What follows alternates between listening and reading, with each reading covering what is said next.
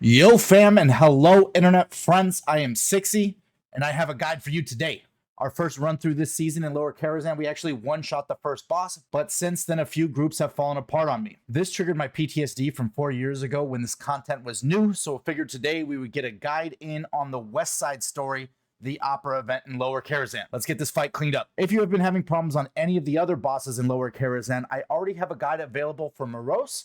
And if you like my guides, please consider subscribing to my channel. I am trying to get to 1,000 subscribers, and every little bit helps. If you do sub, thank you so much. Let's jump in. This boss has a ton of RP prior to becoming active. To speed this up, Tank, you should drag this 3-pack down into the opera event to get this started as soon as possible. Separately, you can just send one of your speedy quick players down the hole to get it started. This is a council boss fight, so there will be 2 phases of a boss plus adds, followed by a dual boss phase. Once the curtains are drawn, the first act begins, and we start with Tony and his gang of ruffians. The ruffians will periodically jump behind a target and apply a poison to them, much like a poop shake. Please don't look that up. It does a fair bit of damage, but it can be cleansed. Also, these ads can be CC'd, however, once the CC expires, they will just jump anyways. Tony has 2 abilities. First, he has this big red circle called Burning Leg Sweep. If you stand in it, you will be stunned, and it will apply a dot to you. This dot is pretty brutal. If someone makes a mistake, healers need to dispel instantly. After that, Tony will cast an ability called Dashing Flame Gale. He will rush to the target, inflict some damage, and drop an incredibly hard to see Flame Tornado. You have about a half second to move out of it before it becomes a Sharknado and eats your fucking face off. Once Tony is brought to about 50%, this can vary with RP. I've seen it go lower. He will deactivate and Mrrgria. For the sake of my sanity, I am calling this Murloc Maria for the rest of this video. Please just let it go. Maria's ads are called Shoreline Tidespeakers and will cast a Bubble Blast repeatedly. This cast can be kicked, stunned, feared, sigiled, blind, all of the above.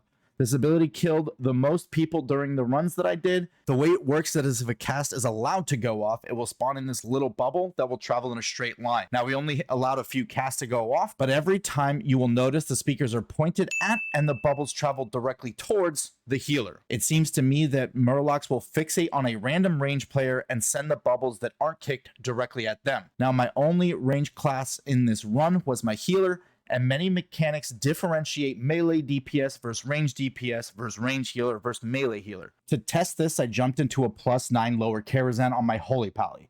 If you don't know, Holy Paladins are considered melee healers, and this group had a Warlock and a ranged Hunter.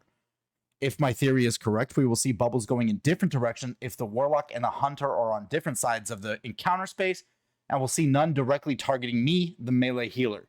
My hypothesis turned out to be true, and you can clearly see this in action.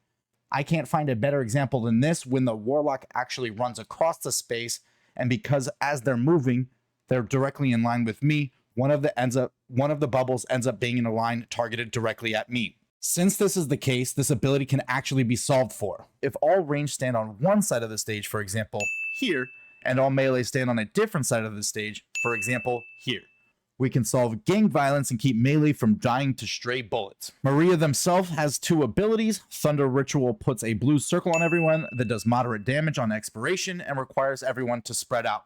If 2 people hit each other with this ability, it is likely a one-shot. Maria's second ability is to cast Wash Away, which will cause waves to come out from the sides of the room and deal damage if they strike a player. By themselves, they are easy to dodge, but if multiple abilities go off at the same time, definitely adds a level of difficulty to this fight. Melee and tanks, make sure you are not directly against the wall when this ability is cast so that you don't accidentally get hit by it as it's spawning. After Maria reaches 50%, Tony will reactivate and you will fight the both of them without any ads.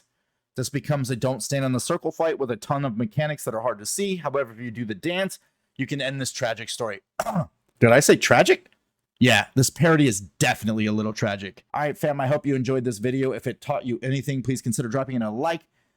If you have any questions for me specifically on anything I've said here, you can definitely hit me up in our Discord. I'm going to put that on the screen. It'll be down in the description. It is discord.gg/the-6.